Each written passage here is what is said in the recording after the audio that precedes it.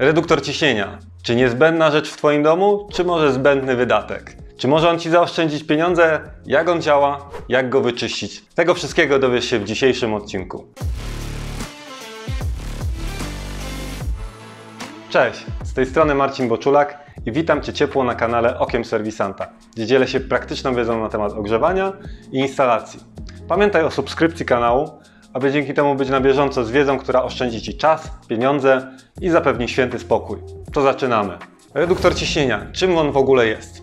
Jest to urządzenie, a w zasadzie część instalacji, które stabilizuje ciśnienie zimnej wody. Ponieważ to, co przychodzi do nas z wodociągów, może mieć różne ciśnienie w zależności od poboru wody w całej okolicy wokół Twojego domu czy mieszkania.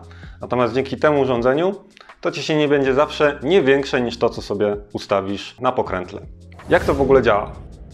W środku znajduje się sprężyna, która jakby swoją siłą reguluje przepływ wody i przedostawanie się wody z jednej strony właśnie wlotu na wylot. I w ten sposób jakby ustawiając ściśnięcie tej sprężyny, możemy ustalić ciśnienie, jakie znajduje się już w Twoim domu. Standardowo właśnie w takim regulatorze mamy pokrętło do regulacji ciśnienia i miejsce do podłączenia manometru. Czasami też regulatory od razu posiadają skalę, dzięki której możemy bez manometru ustalić jakieś ciśnienie, jakie chcemy. Natomiast zawsze warto jednak ten manometr zamontować, żeby wiedzieć, ile faktycznie jest i wiedzieć, czy on na przykład nie uległ uszkodzeniu, czy też zakamienieniu, bo to ciśnienie powinno być stabilne, a na pewno nie przekraczać pewnej wartości, bo jeżeli odkręcimy wszystkie kurki w domu, to jest naturalne, że to ciśnienie musi spaść, o tyle jeżeli po prostu będzie ono przekraczać tą zadaną wartość, przyjmijmy 4 bary, to znaczy, że coś już się z nim stało nie tak. Teraz pokażę Ci, jak to wygląda razem z manometrem.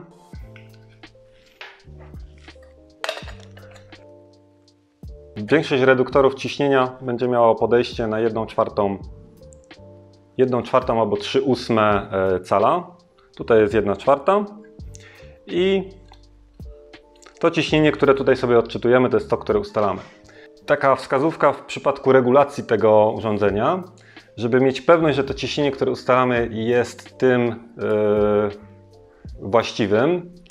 W momencie ustalania warto odkręcić chociaż trochę gdzieś jakiś kran, bo jeżeli będziemy kręcić i chcieli zmniejszać ciśnienie, a obieg za reduktorem jest zamknięty, to ciśnienie nie ulegnie zmniejszeniu, mimo że będziemy kręcić pokrętłem. Ponieważ nie będzie miała woda gdzie uciec, rozprężyć się i to ciśnienie, które już zostało jakby nabite po stronie za reduktorem, będzie już na tym poziomie i nie opadnie, więc wystarczy lekko jakiś kran odkręcić i wtedy dopiero regulować ciśnienie. Z czasem taki reduktor ciśnienia może przestać działać ze względu na to, że osadzi się w nim w środku kamień. Wtedy, jeżeli mamy regulator, który umożliwia rozkręcenie go, choćby tak jak ten tutaj, możemy rozkręcić go w całości, wypłukać, złożyć i zobaczyć, czy nam dalej będzie działać. A czy Tobie zdarzyło się mieć uszkodzony reduktor ciśnienia i musiałeś go wymieniać na nowy, bo był kiepskiej jakości, a się nie dało go wyczyścić? Daj znać w komentarzu.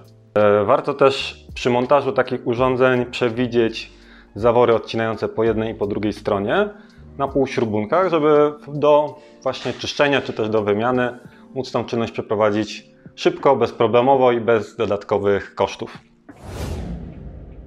W przypadku tego regulatora czyszczenie polega na wykręceniu tej plastikowej części. Oczywiście, tak jak wspomniałem wcześniej, trzeba zakręcić zawory odcinające po lewej i po prawej stronie. Tutaj wykręcamy to. Ja już sobie to wcześniej poluzowałem za pomocą płaskiego klucza nastawnego i możemy przejść do rozbiórki. Tak jak wspomniałem, w środku znajduje się sprężyna i ta część nie będzie nigdy brudna, ponieważ ona jest po stronie suchej. Natomiast tutaj dopiero mamy już całą część jakby wodną.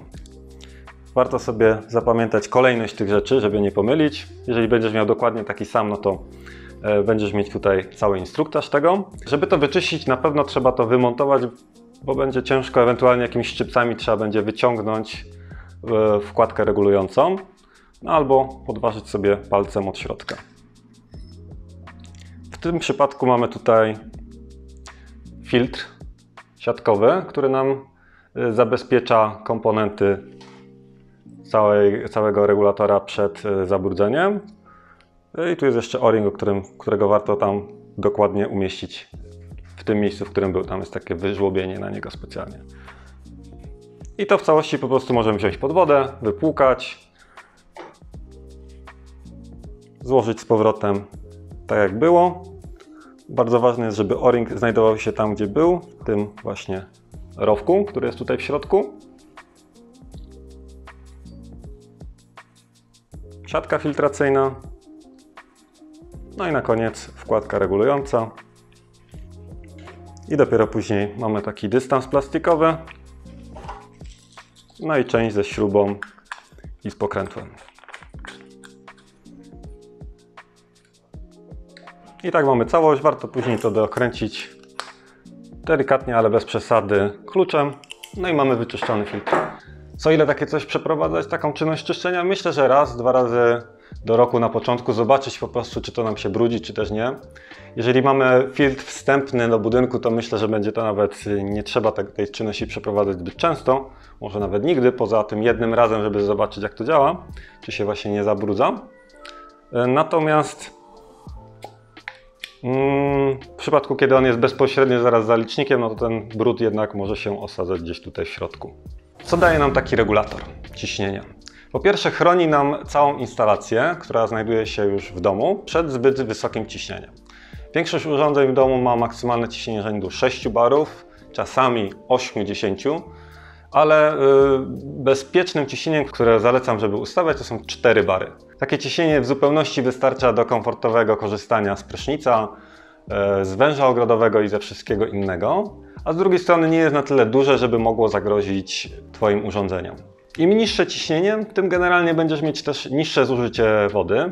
I tutaj taka ciekawostka, że ograniczając bardzo mocno ciśnienie, możemy naprawdę sporo zaoszczędzić na wodzie.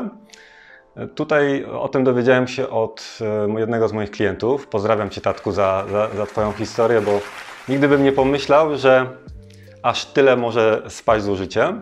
Tatek miał taką sytuację, że podczas budowy domu rura doprowadzająca zimną wodę gdzieś została przygięta i zrobiła za taki ogranicznik przepływu wody. No i na początku Tadek mówi, no dobra, no to naprawimy, wymienimy, ale gdy zobaczył, jak spadło mu zużycie chyba o połowę, tak naprawdę w stosunku do tego, co miał wcześniej w starym mieszkaniu, no to stwierdził, że on przy tym zostaje, no bo zamiast powiedzmy 40 kubików, zamiast 4 kubików mieć 2, no to jest spora różnica, ale to już jest jakby dla Ciebie decyzja, czy chcesz zaoszczędzić na zużyciu wody kosztem komfortu, bo jednak mniejszy strumień wody, no przy nim się może trochę mniej wygodnie myć naczynia, czy też kąpać, ale jakby jest taka możliwość.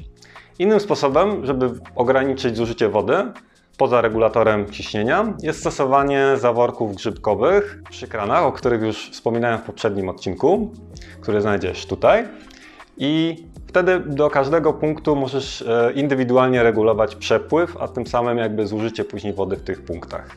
Także wtedy możesz sobie na przykład ustalić, że do mycia rąk mamy małe ciśnienie, no bo tyle, żeby zmoczyć ręce, natomiast już pod prysznicem możesz mieć tyle, ile chcesz. To by było na tyle w dzisiejszym odcinku. Jeżeli doceniasz naszą pracę, to daj lajka albo zasubskrybuj kanał, a my widzimy się w kolejnym materiale. Cześć!